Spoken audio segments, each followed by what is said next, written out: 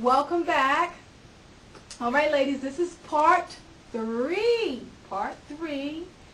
to why do so many Christians as well as leaders in the church marriages fail. Now, of course, we've seen all over the news famous leaders whose faces have been before thousands and even millions of people. Their relationships and marriages have failed. And one of the main reasons why something like that would happen, especially with a leader, is because they have overextended themselves to the public. Overextended themselves to the public. You can't always be everywhere at all times.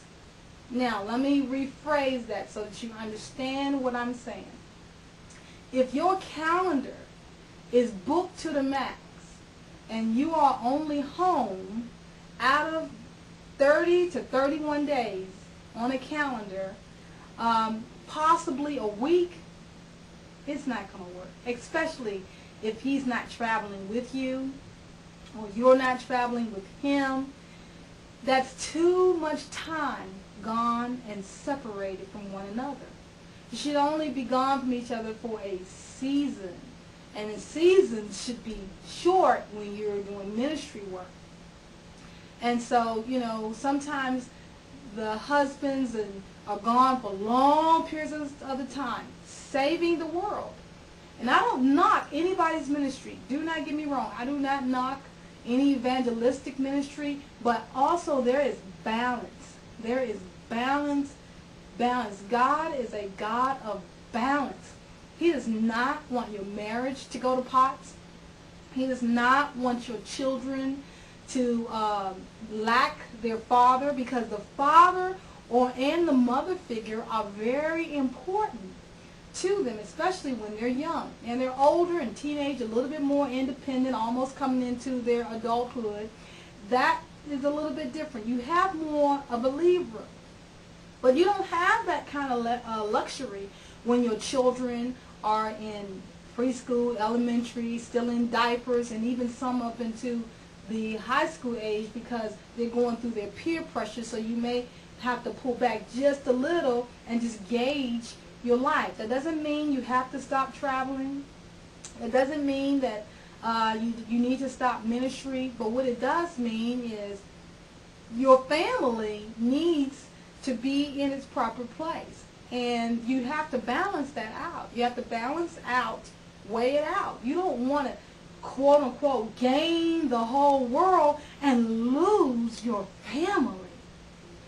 Oh, the world is not going to sleep with you in your bed. The world is not going to hug you and hold you at night. The world is not going to say, oh, you was a great dad. No, the world is not going to do that. The world is going to get from you what they need for that moment in their lives. Your family is a lifetime. And not only that, the world will like you and love you as long as you're giving them what they want for the season that you're giving them what they want. But in reality, you miss the mark or do something wrong and you're scorned and the world don't want you anymore. So please remember to put things in perspective when it comes to your family. Balance. Balance is important. You need to be able to have healthy relationships in your life. Not just your marriage, but you also need to have healthy friendships in your life. You don't want to be a loner. You don't want to grow old and then you wake up one day and you may not even be doing ministry anymore, and you look around and there's nobody there. There's nobody there. And yes, you'll have your superstar status in a sense, but the reality is while you're here in going through the process of life, don't forget one another. Don't neglect one another. Don't take advantage of the relationship that you have.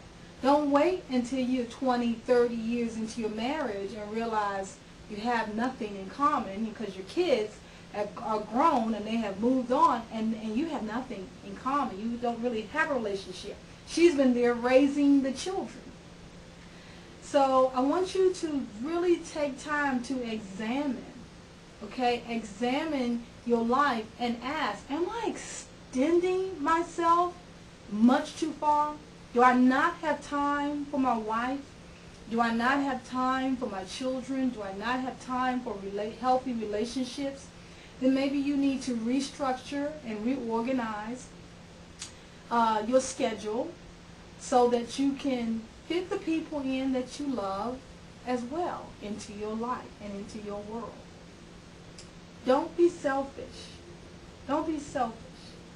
I know that sounds opposite of what many have heard for years, that you got to be going, you got to go save the world, you got to do this, you got to get the lost.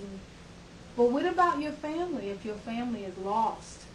What about your children? How would you know?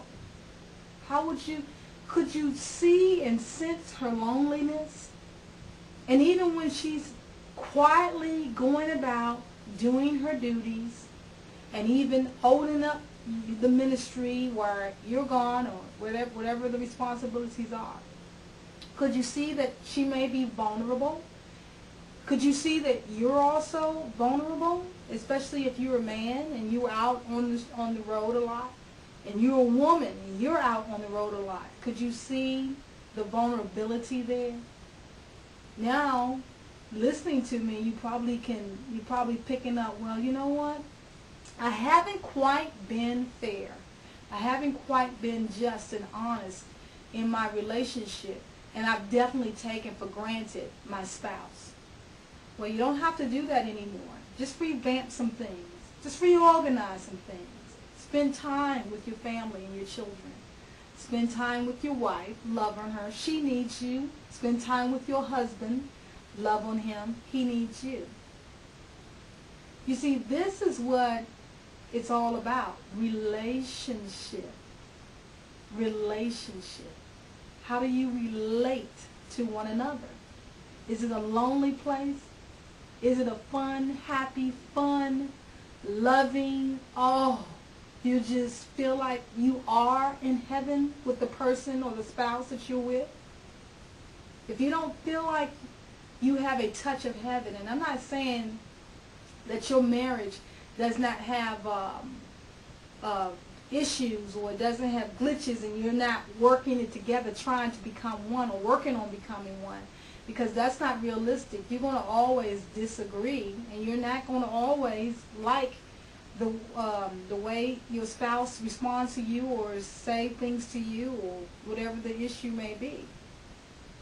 But could you imagine him or her not being in your life? See, if you can't imagine that person not being in your life, then you have a touch of heaven.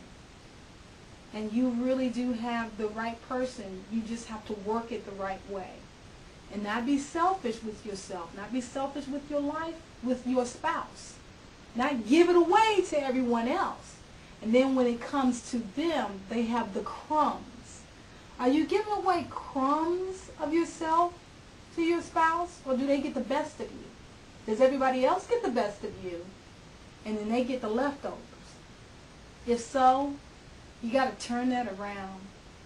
You have to turn it around and put your spouse back in place. Well, I'm out of time. I love talking with you and chatting. Write me at www.theenashow.com and just let me know, what are you getting out of this show and how does it help you? And if you have any questions, please write me and I'll do my best to answer them to the best of my ability. If I don't know the answer, I'll go find it for you. All right, God bless you and have a phenomenal day. You are a special person.